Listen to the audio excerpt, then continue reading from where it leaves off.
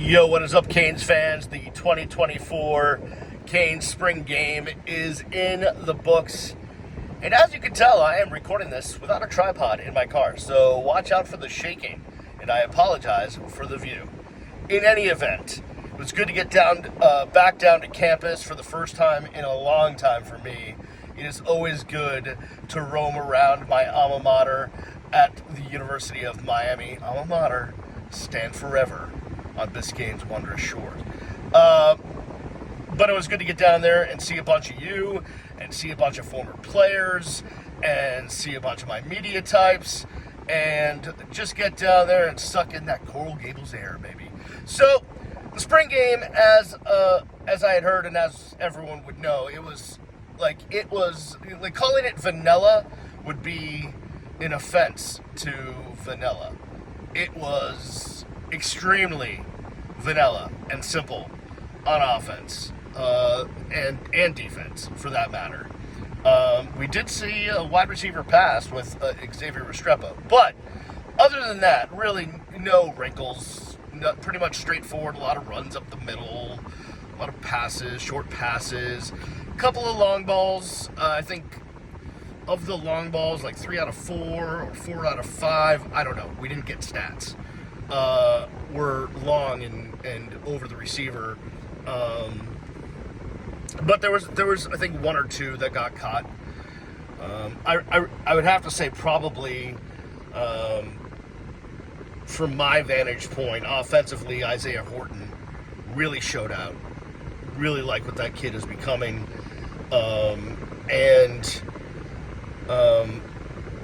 Also, I think Elijah Lofton, that freshman, I mean, he is so versatile. They lined him up at running back a lot, but, you know, Mario talked about, and by the way, if you want to go watch Mario, Cam Ward, Marquise Lightfoot, and whoever else I was able to video after the spring game, you can go do that at the Real Ones Canes podcast YouTube page. But yeah, Elijah Lofton is going to be, I think he's going to factor in the offense even as a freshman because he's so versatile. They lined him up at running back a lot, and he did great there. But, you know, Mario basically said, listen, you guys haven't seen, practice has been closed for like 2 weeks. And evidently what they've been doing with him is been pretty interesting. So I look forward to that.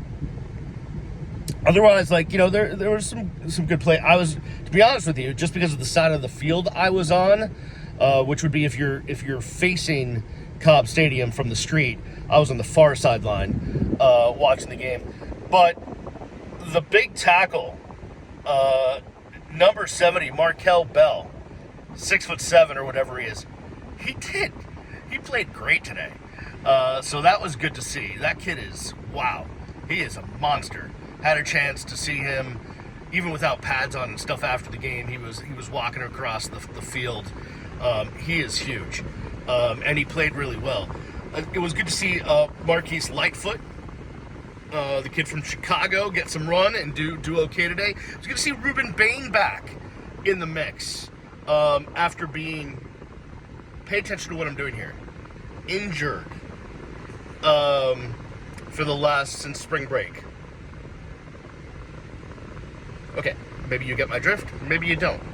Maybe it'll come out, maybe it won't. But we're not going to talk about it here, whatever it is. So there's that, and then what else did I like?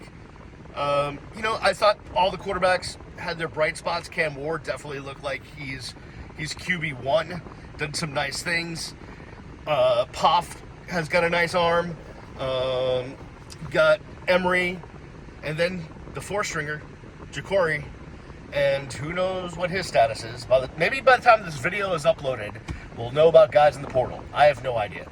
And we saw Judd Anderson for a couple of series. He's not ready for prime time yet. He looks completely lost, as he should.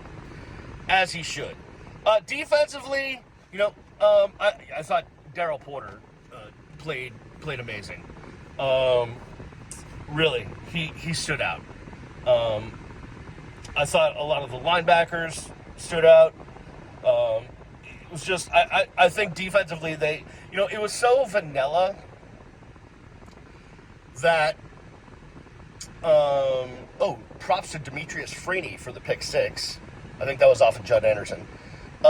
It was such a vanilla game that, like, it was hard to find guys that were standing out, because when they're running the ball up the middle, or, short passes, or it's just, like, it's not testing the defense. It's not letting them show out, if you will. It's just basic and bland. But that's what we expected. So, listen, I'll say this. It was just a fun time to be around, the orange and green. It was fun to be on campus. Although, like, Mario keeps talking about, we've done this before. We've had spring games on campus. Folks, I've been around for a long time. Like, a long time. 30 plus years. I mean, it would have to be Butch and before that they actually held not just a scrimmage or an open practice, but an actual spring game. It would have to be Butch or before, because I can't remember it ever being on campus under Larry or Randy or Al Golden or Mark Richter, Manny Diaz, or Mario Cristobal the last couple of years. So, and they've been very creative. Like, I remember going up to Boca at Spanish River. I remember going over to Naples.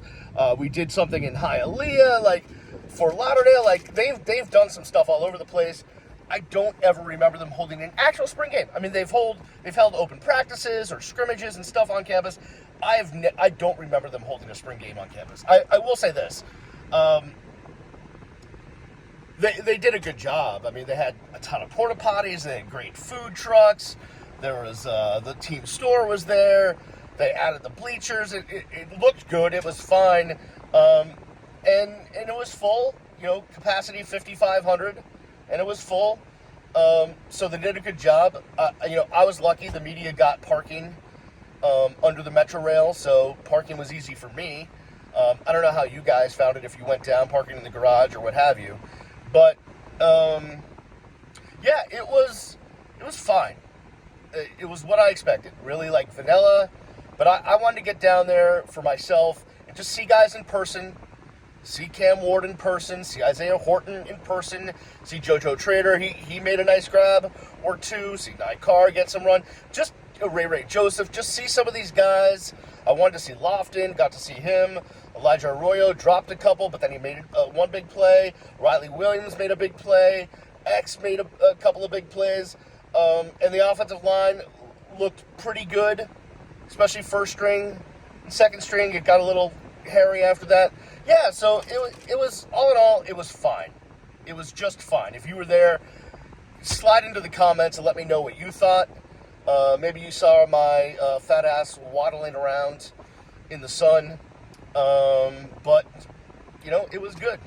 So, with that, I will head to the, I'm already here, actually. I parked outside the Big Cheese. My wife told me that I had to bring the Big Cheese home for dinner, so that's what I'm doing. Because when the wife says do it, that's what you do.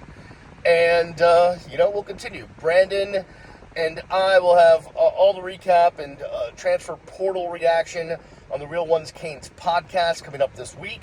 Make sure you go subscribe to the Real Ones Canes podcast wherever you get podcasts. I can't tell you how many fans I ran into today. Beast, where are you? Beast, where are you? I miss you on the radio and all this stuff.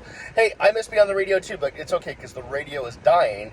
So digital's where it's at, streaming's where it's at, YouTube is where it's at, podcast is where it's at, and that's where we are. So go find the Real Ones Canes podcast wherever you get your podcast. All right, it was a pleasure talking to you guys. It was a great day down to the U, and I'll see you when I see you. Peace!